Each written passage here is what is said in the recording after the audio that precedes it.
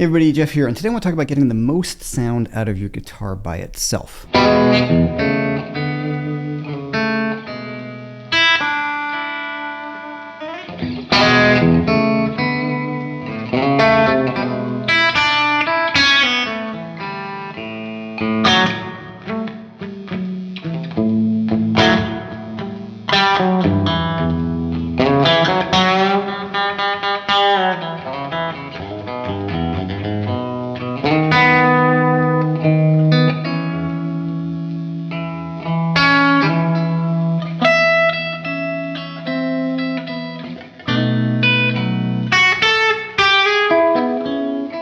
So before we get going, please hit the like and subscribe button as always. It really helps me out quite a bit. And if you enjoyed my playing at the beginning of the video, I'm just playing a solo blues and demonstrating some of the things we're going to be talking about in this video. But I have found playing a solo blues was one of the most important things that I've ever worked on to help me learn how to play the guitar solo. You have something to play. Hey, play me something. Okay, and you just play a solo blues. It helped me work on my dynamics, it helped me discover different sounds of the guitar, gave me a ton of confidence. And I've got a course called Solo Blues Guitar that is available for you at a special price using the link above or below. Now, I know I can be guilty of the gear acquisition syndrome myself. Getting pedals, and I love gear, amps, all those sorts of things. I do, but it really ultimately comes down to my favorite sound is a guitar into an amp, maybe with some reverb, a little bit of overdrive. And the rest, I really feel like comes from my playing the guitar and the amplifier. Now, what do I mean by that? Well, when you're playing through an amplifier, it's really part of the circuit. And I find that, with a lot of online things that I do, I'm playing through a modeler, or I'm playing through a real amp through something like an aux, which is a digital recreation. So I don't always get the desired result that I would love as you would on a live gig, where you have some sort of volume going on, where the amplifier is interacting with the guitar. Now, the reason why I bring that up is most of the things I'm going to talk about today are things you can certainly get through a modeler at bedroom volumes and things like that.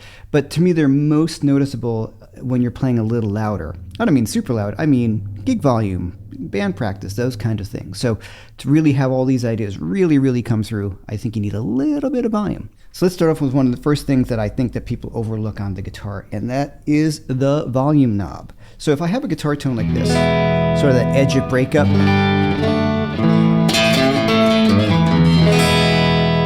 which I really like. So one thing that I do, I very rarely have my guitar in 10 unless I want that full-on lead tone or that kind of overdrive, and I might step on an overdrive pedal.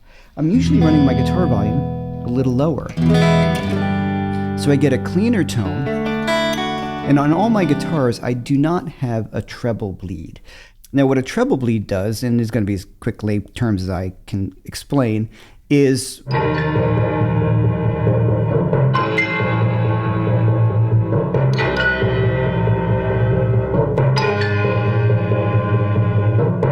it keeps your high end while you roll down your volume on the guitar. So there's all sorts of mixtures of capacitors and resistors that people go for, like this is the perfect treble bleed, this is this or that. I don't like a treble bleed on a guitar because I like to take advantage of rolling back the volume a little bit. You're bringing down your volume, but you're also taking some of the very high end off of the guitar. So let's check that out. I'm going to put the volume on 10 and I'm going to play a chord. Roll back that volume a little bit. So of course we're cleaning up the tone a little bit, but you're also noticing a little bit of the high end being rolled off. Hopefully that's going to come through the speakers on YouTube with a lot of the compression, but in front of me right here, I can really hear it. Now, why do I want to do this? I really like a mellower tone on the guitar. Famously, Michael Landau is one of my favorite guitar players, plays with his guitar volume on between 5 and 8 on his volume knob. Now, volume knobs are not all going to be the same. They're going to have a different sweep, whether it's a linear taper, an audio taper, the company of the pot, all these sorts of things. So when I say it's on 8, it's on 8 on my guitar. Now, I don't look at the numbers on the volume knob.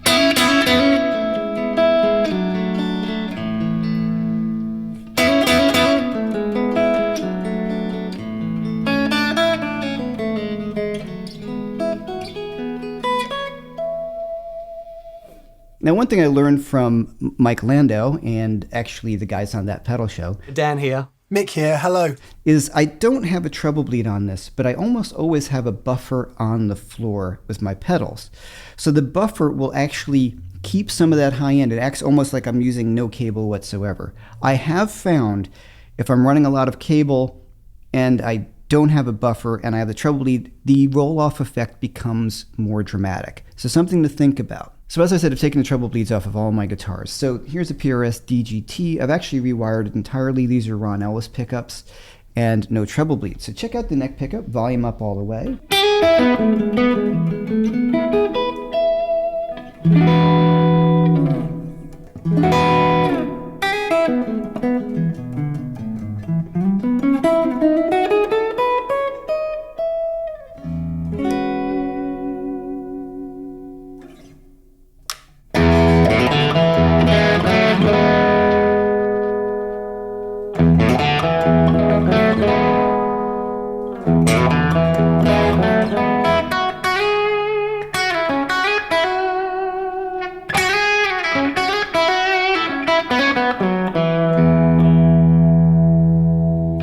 Now between the volume up and down a little bit, I can hear a big difference. I unfortunately don't have any guitars that have treble bleeds in them anymore to give you the A-B, which I wish I could. But the difference would be that it would remain as bright as it was when the volume were up all the way. I guess you can get used to that, but the way I play guitar, this is essential to some of the ways I get the tones out of a guitar, by riding that volume knob to get a little bit of a darker tone and a little bit of a brighter tone. Next important thing is going to be your tone knob. Now all my Strats have a tone knob on the bridge. And the reason for that, sometimes I don't want that super jangly Strat sound. I can kind of dial back the top end. So I have two ways I can do that. Roll back my volume, or bring a little bit of top end off.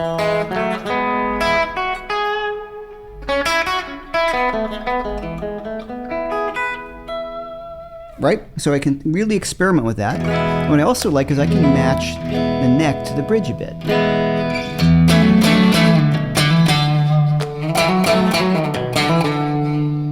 All the way up. Kind of sharp. In a cool way, but maybe I don't want that. Let's roll that back a little bit.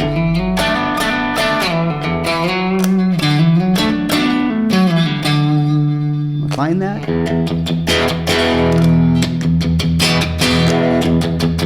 So to me, they're a little bit more balanced. You don't have that quite that sharpness that you have in the bridge naturally when the tone knob is all the way up. This is a setup that most of my friends do, and I learned it from Eric Johnson. On Eric Johnson's guitar, he actually does not have the middle pickup wired to any tone knob, so the tone knob right here is for the neck, and this tone knob is for the bridge. I have that actually on all my other guitars. Right now, this guitar is wired with the tone knob between these two, which I kind of like as well. Now the tone knob, say on the neck, also allows me to get some different tones. Roll back that tone a bit.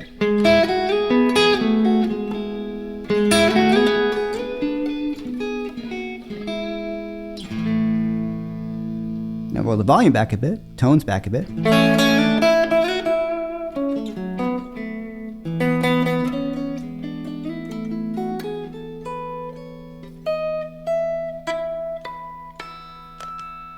So really nice tones that you can get out of the guitar. I could do some stuff like the Telly stuff, where you fade in the tone knob to get like the train whistle thing. Another thing I really like to play up is where I pick on the guitar.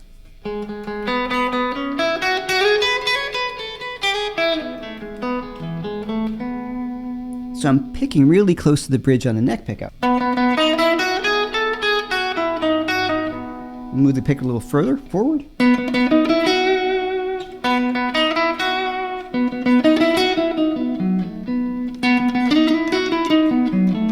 So even over the neck gives us a bit of a different sound.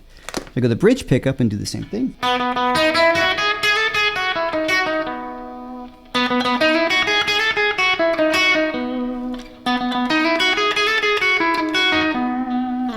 So these things can be really great if you want to play something subtle, say like in a ballad. So for example, this intro is from a tune of mine called Highlands, which you can get on my first record, using a link above or below.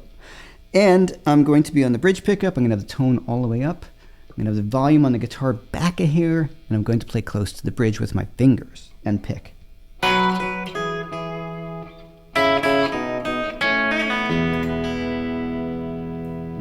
neck pickup play the same thing.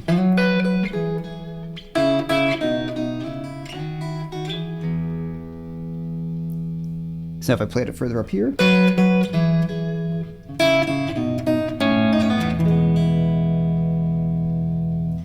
so the tonal differences are a lot of fun to experiment with. And like I said, especially if you're playing something a little bit more sensitive, or you're playing a slow blues, someplace where you can hear some of these dynamic differences or these tonal differences. I learned a ton of this stuff from just watching and listening to Jeff Beck. Goodbye Pork Pie Hat, his version of that old Mingus tune, opened up a ton of doors. He's changing pickups, he's moving closer to the bridge, further away, he's using the tone knob, all those things. Now, another huge thing which could be a video all on its own is also dynamics. How hard and soft am I playing, right? So I'm going to play really hard, neck pickup all the way up. Like I'm yelling with a guitar, I can play it really softly. Now I'm going to roll back the volume just a hair, make it a little warmer.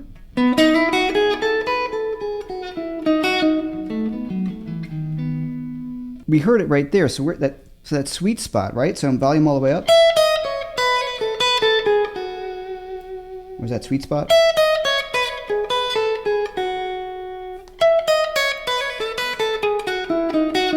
And almost, if you listen, because single coil is hum, listen.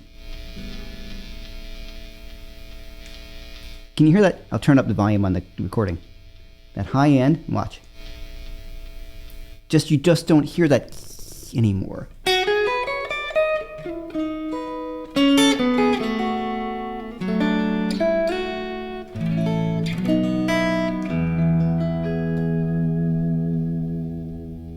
Now this is the way I approach playing all of my guitars.